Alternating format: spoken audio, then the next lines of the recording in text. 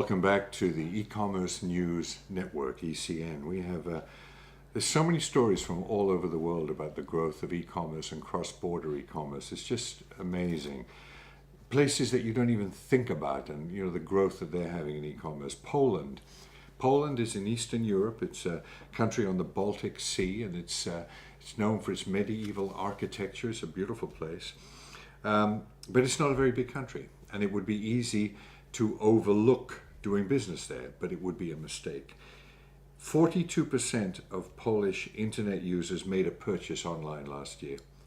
42%. This is below the European average, 54%, but in terms of the pace of growth, Poland is at the top of the table. It's had a 7% increase in online consumers compared to 2015. That was last year. It's probably gone up more now. As the, oh my gosh, is this really the name of the newspaper? As the Rzeczpospolita Daily reported. That's got to be something like that. What accent was I doing there? I think I was doing some strange Italian or something. But anyway, they reported that e-commerce in Poland has a big potential for growth. The newspaper does point out that there are problems with e-commerce in Poland, like quality of service and long delivery times. However, obviously, that will improve as it continues to grow. So there's Poland. When you think about cross-border e-commerce, the biggest, of course, is between the United States and Asia, but we need to look at European countries as well. Russia. The e-commerce market in Russia exceeds $26 billion. It's divided into $16 billion for physical goods, $10 billion for online travel out of Russia. It's a unique market full of opportunities.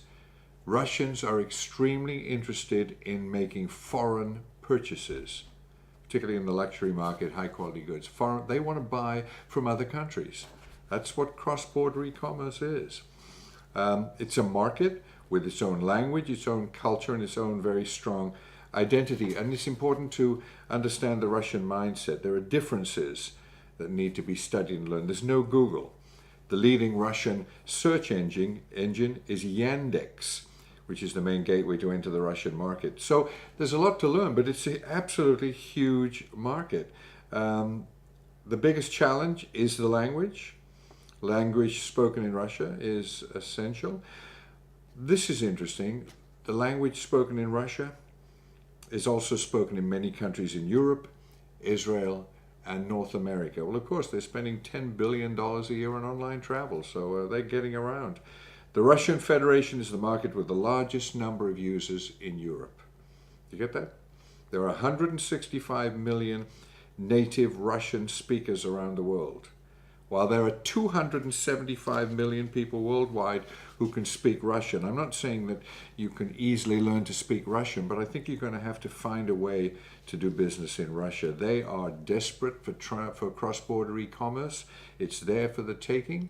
It's yet another example of the growth of e-commerce. And so if you want to know more about this and any other aspects of how to profit from e-commerce, go to ecommercenews.us.